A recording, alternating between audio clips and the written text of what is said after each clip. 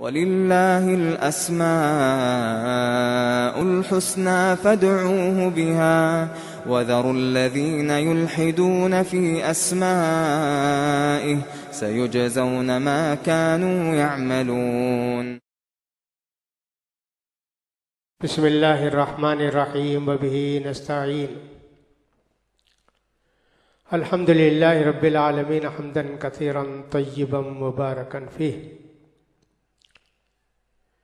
یقول سبحانہ وتعالی فی محکم تنزیلہ کل آمن باللہ وملائکتہ وکتبہ ورسلہ لا نفرق بین احد من رسلہ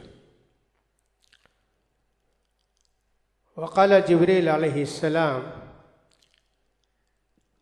یا محمد اخبرنی عن الایمان قال ان تؤمن باللہ وملائکتہ وکتبہ ورسلہ والیوم الآخر وتؤمن قدر خیرہ وشرہ من اللہ تعالی۔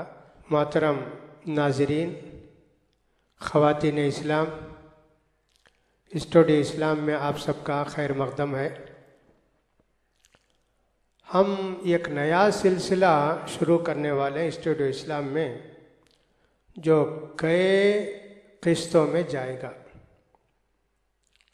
وہ ہے اللہ کے اسماء حسنی کا تعارف۔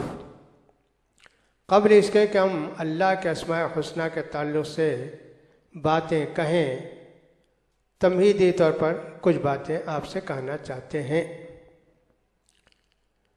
ایک بات تو اللہ تعالیٰ نے سورہ بقرہ کے اندر فرمائی، ساروں کا ایمان ہے اللہ پر، اللہ کے فرشتوں پر، اللہ کی کتابوں پر اور سارے نبیوں پر، سب کا ایمان ہے۔ حضرت عمر رضی اللہ تعالیٰ عنہ کہتے ہیں کہ نبی کریم صلی اللہ علیہ وسلم ایک مرتبہ صحابہ کے ساتھ بیٹھے ہوئے تھے، اتنے میں ایک آدمی آئے، سفید کپڑے، صاف کپڑے، کالے بال، کنگھی کیے ہوئے، آ کے اللہ کے رسول صلی اللہ علیہ وسلم کے سامنے بیٹھے اور اتنے قریب بیٹھے کہ ان کا گھٹنا اللہ کے رسول صلی اللہ علیہ وسلم کے گھٹنے کے ساتھ لگ گیا۔ سارے لوگ حیران، بھئی کون آدمی ہے، کہاں سے آئے ہیں؟ مدینے کے تھے نہیں وہ، باہر سے آتے تو میلے کچیلے کپڑے ہوتے، لیکن صاف ستھرے کپڑے ہیں۔ بہرحال تو آ کے اللہ کے رسول صلی اللہ علیہ وسلم سے دریافت کرتے ہیں، اللہ کے رسول ایمان کس کو کہتے ہیں؟ آپ نے فرمایا اللہ پر یقین کرنے کو، اللہ کے فرشتوں پر یقین کرنے کو، اللہ کی کتابوں پر یقین کرنے کو، اللہ کے رسولوں پر یقین کرنے کو، آخرت کے دن پر یقین کرنے کو، تقدیر پر یقین کرنے کو۔ 6 باتیں بتائیں، ان کو کہتے ہیں ایمان کے ارکان، ایمان کے پائے۔ 6 باتیں: اللہ پر ایمان لانا، فرشتوں پر ایمان لانا، کتابوں پر ایمان لانا، رسولوں نبیوں پر ایمان لانا، آخرت پر ایمان لانا، اور اسی طرح تقدیر پر ایمان لانا۔ اس سے پہلے ہم نے جب اس حدیث کی کچھ شرح کی تو اللہ کے حقوق کیا ہیں یہ بتائے تھے کہ صاحب اللہ کے حقوق کیا کیا ہیں، یہ ہم نے آپ کو بتائے تھے۔ ہم سب کا ایمان اللہ پر ہے۔ ایمان یقین کامل کو کہتے ہیں اور اس کو عقیدہ بھی کہتے ہیں۔ ایمان اور عقیدہ دیکھیں گے تو ایک ہی بات ہوتی ہے۔ ایسا یقین کہ شک نہ ہو کبھی، اتنی تحقیق کے ساتھ علم کہ کبھی جہالت نہ ہو اس کے ساتھ، اور ایسی بات سچی مانے کہ جھوٹ کا شائبہ بھی اس کے اندر نہ ہو۔ دل کی اتنی گہرائی کے ساتھ ہم مانیں کہ عمل کا جذبہ اور شوق خود بخود پیدا ہو، اور پھر ان سب کے ساتھ اللہ کو راضی کرنے کی نیت ضرور ہونی چاہیے۔ سیکھنا ہے علم تو علم بھی ہونا چاہیے، صدق بھی ہونا چاہیے، یقین بھی ہونا چاہیے، عمل کا جذبہ بھی ہونا چاہیے، شک و شبہ بالکل نہیں ہونا چاہیے۔ یہ ساری باتیں ایمان کے اندر داخل ہیں، عقیدے کے اندر داخل ہیں۔ تو سب کا عقیدہ تو ہے اللہ پر، لیکن بہت محدود عقیدہ ہے، بہت ہی زیادہ محدود عقیدہ ہے۔ یہ سمجھ لیا گیا کہ اللہ تعالیٰ اس دنیا کا خالق ہے، مالک ہے، اللہ تعالیٰ قدرت والا ہے، اللہ تعالیٰ ہے، اللہ تعالیٰ دیکھتا ہے، سنتا ہے۔ ایسی چند باتوں پر ہمارا ایمان ہے، لیکن اللہ کی صفات کو اگر کوئی جان لے گا تو اس کی کایا پلٹ ہو جائے گی، ایسا سچا پکا مسلمان ہو جائے گا کہ دنیا کے لوگ اس کو دیکھ کر چلتا پھرتا ولی سمجھیں گے، یا چاہیں تو اور بڑا لفظ استعمال کر کے اپنی محلے کا ایک نبی کا نمونہ اس کو سمجھیں گے۔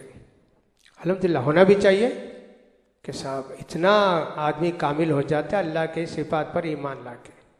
اسماء حسنہ کا مطلب کیا ہے؟ اسماء اسم کی جمع ہے، اسم نام کو کہتے ہیں، حسنہ یہ احسن کا مؤنث ہے، سب سے اچھے، یعنی سب سے اچھے نام اللہ کے۔ اچھے نام تو سب کے ہوتے ہیں، سب سے اچھے یہ صرف اللہ کے ہوتے ہیں۔ یعنی نام ایسا یا کام ایسا کہ رات دن تلاش کرتے کرتے بھی آپ اس کے اندر کوئی کمی اور نقص نکال نہیں سکتے۔ اچھے نام کے اندر تھوڑا نقص ہو سکتا ہے، جیسے کوئی بہادر آدمی ہے بھائی، بڑا بہادر، ہر جگہ اس کے شہرت، اس کی چرچا فلاں، لیکن کب تک؟ بوڑھا ہونے تک تھی، بوڑھا ہو گیا ختم اس کا کہ بہادری، بیمار ہو گیا اس کی بہادری ختم ہو گئی، چلا گیا۔ اب دیکھیے اچھی صفت تو تھی بہادری کی، لیکن ختم ہو گئی نا۔ اسی طرح آپ سمجھیے کہ کوئی عدل و انصاف والا ہے، بہت انصاف، پائی پائی کا حساب، پائی پائی کا انصاف سب کرتا ہے، بڑی اچھی صفت ہے بھائی ماشاءاللہ۔ عادل، جیسا کہ نوشی روا نے عادل کہتے ہیں نا، ویسا کب تک اس کا عدل و انصاف؟ جب تک وہ بادشاہ ہے، اس کے اوپر غالب آ گیا کچھ نہیں کر سکتا۔ جب اس کے ہوش آواز ختم ہو گئے یا ایک عقل میں کچھ کمی آ گئی، سب ختم، عدل و انصاف بھی جانتا نہیں، وہ دماغ خراب ہو گیا، عمر ہو گئی، مر گیا۔ ایک وقت تک ہی رہتی ہے سب صفتیں، اس کے بعد ختم ہو جاتی ہیں، لیکن اللہ کی کوئی صفت ایسی نہیں ہے کہ جو ختم ہو جائے۔